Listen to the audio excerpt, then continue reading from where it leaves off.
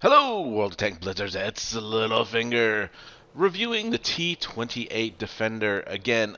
This is my second time on this tank. I picked it up at Christmas time at auction for 13,500 credits. Well, why am I revisiting? Well, I just did the Defender Mark 1, which is a medium Defender tank. And if you can go up to the shopping carts, there's a couple things here. Obviously, there's the bundle for all three defenders, 25,500 gold. As I talked about in my defender video, 15,000 gold is a bit steep. You're paying a premium for being an early adopter of this tank, obviously. But as you can see here, the T-28, I spent 13,500 for it at Christmas, and it has dropped to 8,500. So just reiterating my point about the Defender will drop, will come back for sale. So if you can wait, I would suggest doing that. Now, a lot of questions I got was which one of the Defenders is the best. Obviously, that plays a lot into your playstyle. You can see this is a Tier 8 American tank destroyer, and it's slow. It does have a fully rotational turret, which is nice for a TD, and it doesn't fit my playstyle. But if your playstyle is similar to this, you might prefer it over the Defender. Right now, to me, the Defender Mark 1 has a clear advantage, and I'll talk about that as we go through the video here. But obviously, you guys really want to see equipment setup and how I have this set up. So I'm running improved vents. Why? Well, because you've got good penetration on this tank. So I feel like you get a little bit more. You get 5 meters extra view range. A lot of other factors, rotational speed here with improved vents. Then I run defense system.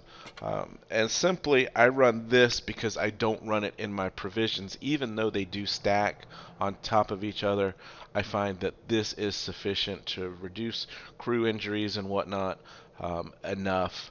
And, you know, improved modules is more for light tanks that you're afraid of getting rammed in. So this is a big heavy tank. Not going to happen, so let's run the defense system. This one is the biggest how you play it decision. So I run improved optics. I run this tank more up front. It's got bad gun dispersion, so it's not a sniping TD. Whereas if you stayed more on the back, you'd want to run a camouflage net, especially if you're stationary, because this is doubled, when you're stationary. But I want to know if I've got enemies in front of me as soon as I can because I'm playing on the front line. So improved optics. Enhanced gun laying drive gets our aim time down another 0.5 seconds. The supercharge on this, again, is more for those tanks that play from a long distance. You lose shell velocity over distance. So, again, if you're a sniping tank or if you've got really slow shell velocity, and this tank is certainly not as fast, but it's workable since you're up close. So running enhanced gun lane drive. Then on enhanced armor, it's got decent armor, so 4% adds a good bit, whereas 90 hit points here from approved assembly, I don't know how much of a difference that really makes. So I prefer to, on tanks that have really good armor, to run enhanced armor. Running engine accelerator, again, it helps out in a lot of categories there with your hull traverse, your top speed, whereas improved control gives you a lot more hull traverse speed. You would want to use this primarily for TDs that don't have turrets that are super slow.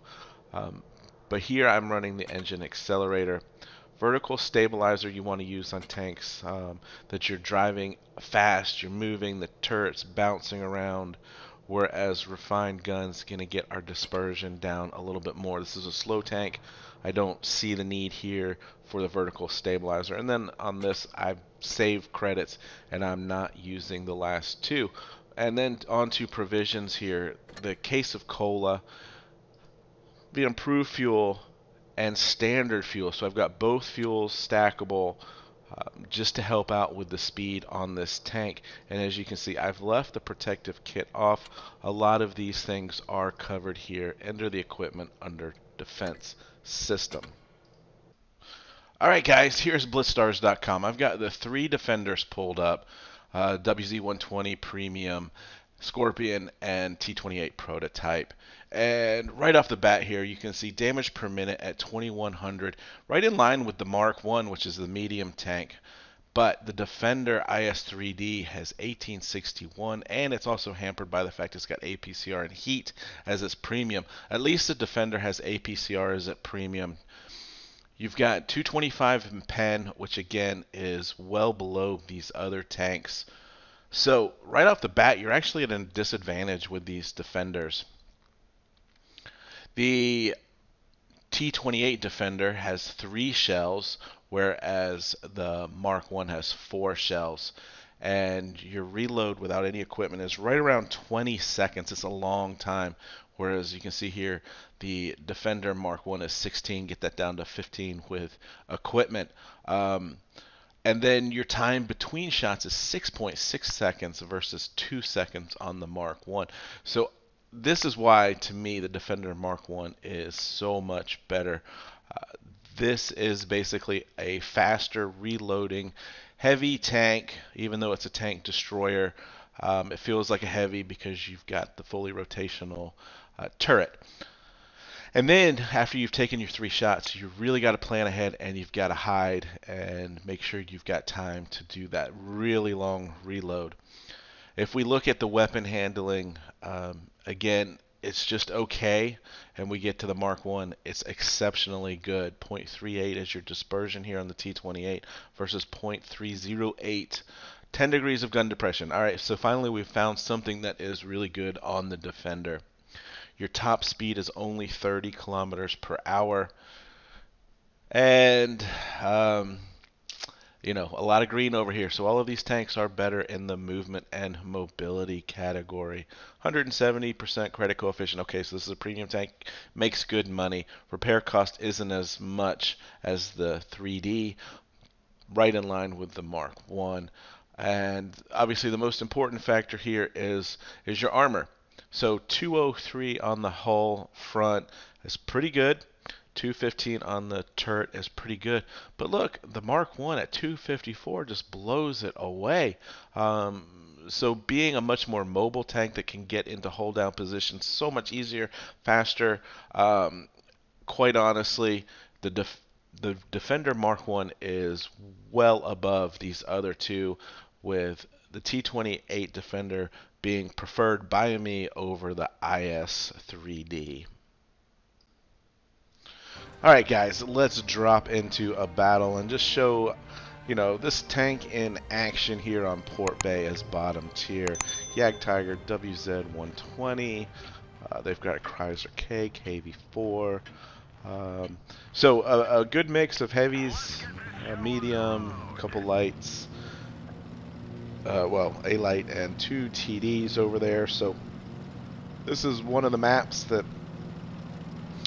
90% of your battles are fought over here at the river.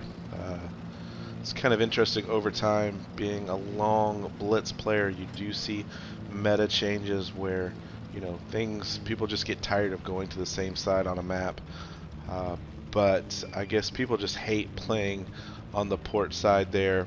So it's usually always C. And it was interesting as this T-49 gets spotted up early. And when you spawn here on this south side of the map, you can get a shot in on these guys pushing hard into the corner. And obviously the corner, if you can get the corner, it is a huge advantage. But I decide to come on over here and see if we can't deter this T-49 either from capping, or I'm not sure exactly what he's doing. But here are a couple of shots on the move. We are stationary. The T-49 is on the move. And, you know, we're planning ahead where he's going to be. Look at that. Get a track shot and do damage. And it allows us to get the kill on him. And yeah, so bad move there by that T-29. However, having 3 tanks chase him has caught us a little off guard here on the side. Chrysler K, look at this. I'm reloading. There's one shot. Here's your reload in between shells. Pulling back up. There we go. Full roll 500. And just 6 point whatever seconds that is just a little bit too long to be able to get a second shot into him. So here I am in a great position. This is what you need to do as much as possible in this tank. Just be completely unhittable by anybody while you're going through this long reload. Then you can pull forward and look for your targets.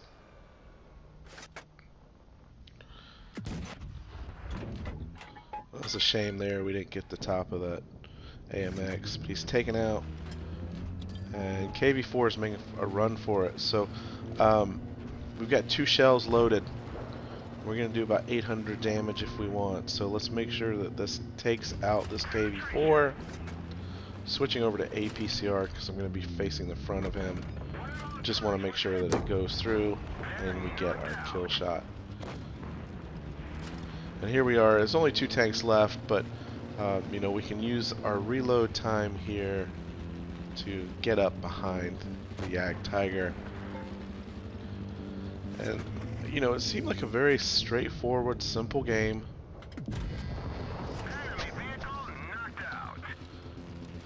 And yet, the power of these autoloaders does allow you to do some serious damage in a short amount of time, or relatively short amount of time. But again, it all goes back to your management of the clip. And so you see there, straight easy game, 3,340 damage, 81,000 credits. So again, it's a very situational tank.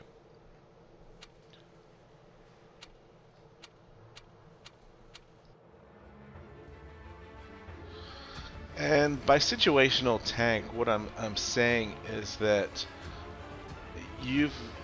number one, it's slow. So you've got to get yourself into the best position possible so that you can A, do damage, and B, reload in safety. And that is obviously something you have to do with all of these defenders, any autoloader for that matter. But the Mark 1 with its speed and mobility, to me, just gives you so much more opportunity to do that. But here, I am a full-on collector of these tanks, and I will buy the Defender Mark 1, but I am waiting for it to come back. I can wait a year, whatever it takes. And we were patient here. Unfortunately, ammo rack there on the AMX. We switched over to HE, and I was lucky to get a full penetration there of 509. I'm just not sure why that T-29 didn't rush in there and finish him off. But I decided to reload.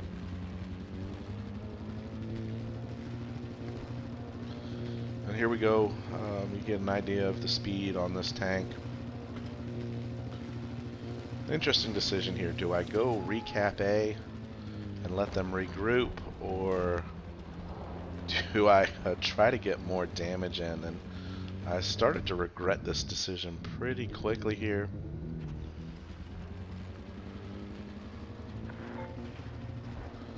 But it's just one of those decisions you don't have time really to even think about. And I know this defender's out here.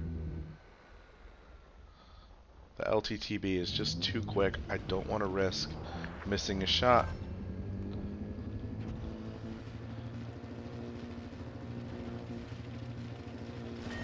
So here we go. You're going to see how much red there is on the front. But if you see any part of the side of this tank, it is painfully weak. So we switch over to APCR, no problem through the front. And I'm not sure if he's on a long reload or what, but we want to get him out. And there's our kill shot. So again, here is our almost 20-second long reload.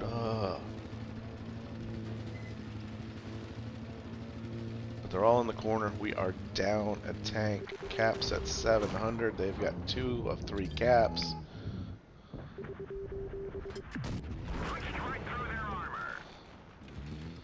Gotta shoot APCR through the front of a Tiger. I know there's a kill shot there for me, so decide to risk. And luckily one of those shots bounces. So we've now taken a tank advantage. I should have been ready to shoot.